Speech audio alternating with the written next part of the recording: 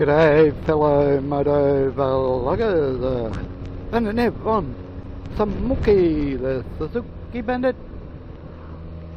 on this Sunday afternoon, a nice coolish Sunday afternoon and no clouds in the sky. What I want to talk about today, well, first of all, I had a request from Calm Biker Richard, whom on one of my videos I was talking about using a brake fluid tester, and he requested to see it, so I will put it in right here. Okay, Richard, Calm Biker wanted me to show him my brake fluid tester tool in action. So I'll just take these off. This is the one I prepared earlier. So we'll see what happens. So we take them off. Make sure we don't lose them. They're not original, they're another. Well, once I bought off eBay a while back. Okay, so you take all that off and you grab your tool. You take the bottom off. You've got two prongs. You switch the beast on up the top like a pen, and you immerse the prongs in the oil. Now don't put the tool right in the oil, because it could eat the plastic away. I think one of my friends had one and it did that. So as you can see, it's green and it hasn't moved. But when I did my mate's bike, it not only went from there, it went right up to there. So in my last video, I think I said that, well, the video that I was talked about this, said that there was 2 green, 2 yellow and 2 red. There's not. There's 1 green, 2 yellow and 2 red. Now his went right up to the top red. So his was in need of changing very, very quickly, because, well, the oil in it had it. So anyway, after that you just clean the ends off, and away you go. The tool is about how much was the tool? Gee, it was about $5 or something. So on eBay. So anyone who's interested, just check out brake fluid tester. Yep, brake fluid tester, and these will come up. There's heaps and heaps and heaps on eBay, and then you can test your own to see how your oil is or isn't, whether it needs changing or not. So I hope that helps, Richard, Calm Biker, and I'm sure you will get one.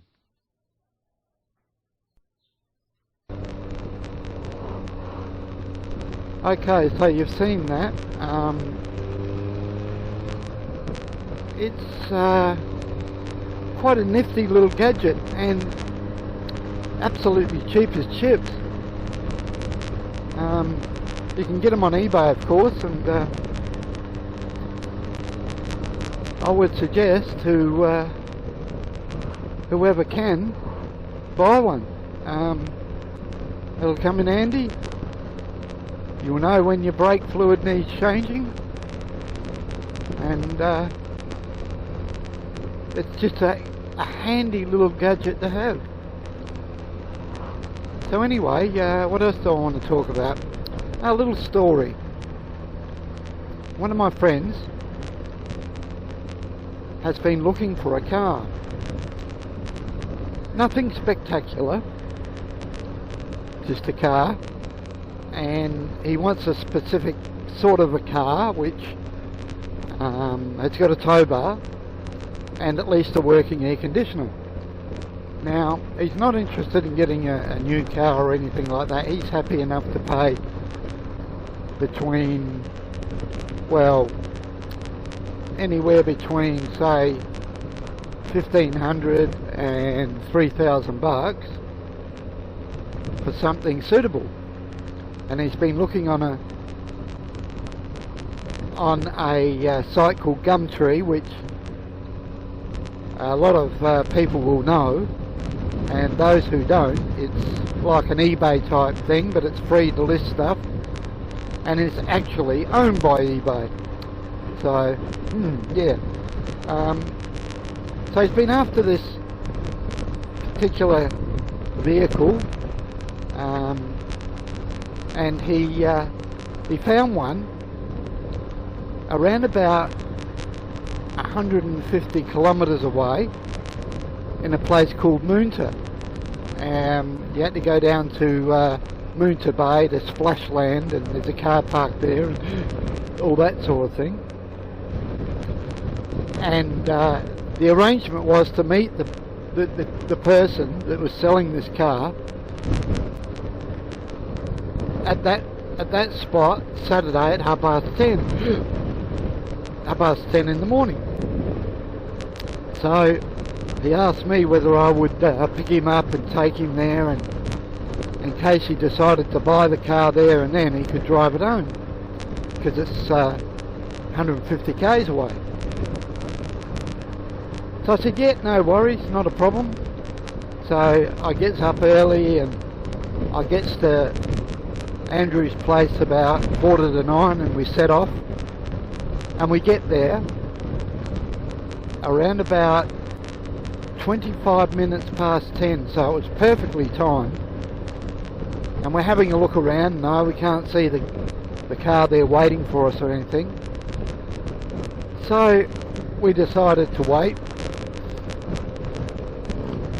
And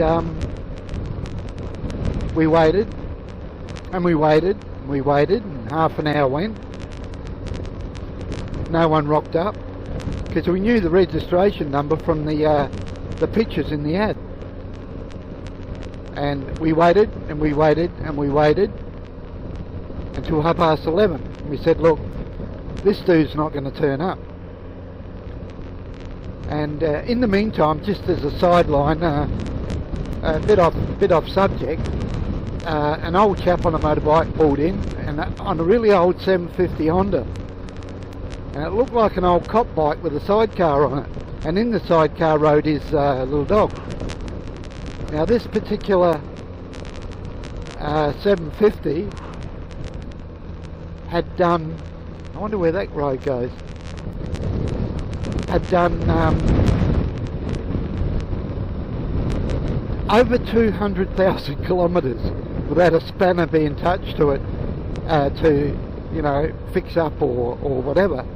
So yeah, that was interesting. He was an old chap, older than myself, but still riding around with his dog in the sidecar. But anyway, I should have taken a picture and put it up on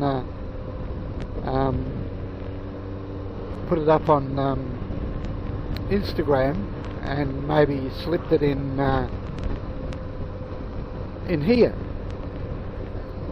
But I forgot to.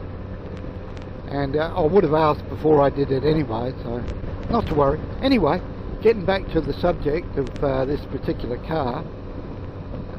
So we decided that was it, we're not going to wait any longer, this dude's not turning up. And this particular seller was only going to communicate via Gumtree. He left no mobile phone number to call him or anything, so it was all done through basically email, and it was a real pain in the butt. And the name of the person was just Chook.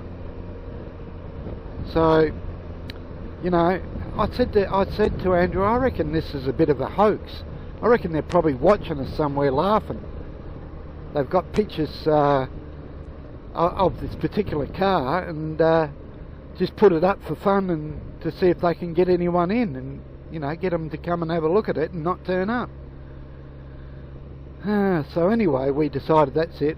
Can't wait any longer, and Andrew was checking his messages all the time and nothing was there, and so to cut a little bit of a long story short, he gets home and he has a look at the messages, and he said that he got back to him and he said he's only 2 minutes away from that particular car park. And Andrew just wrote back and said, well, we were sitting there for an hour. The plan was, and agreed to, that we were to meet there at 10:30. And he said we were there from 10:25 to after 11:30. So you missed out on the sale. Anyway, he said, oh yeah, but I sent you a message, blah blah blah. You see, the problem with the messages is it takes too long. It takes too long for the message to get to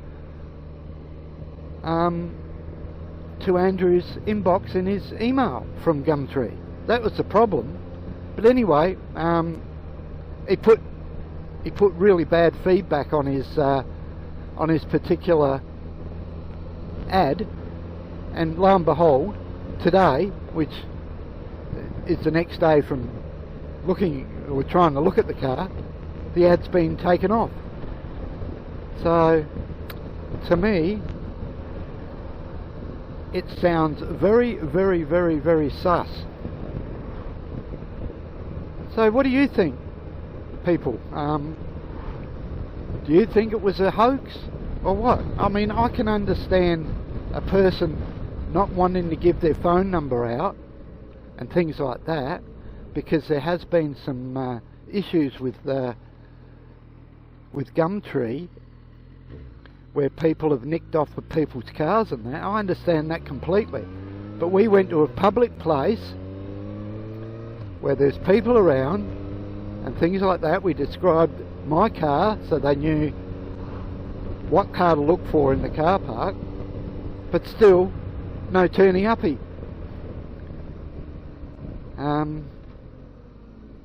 So it was in a safe area.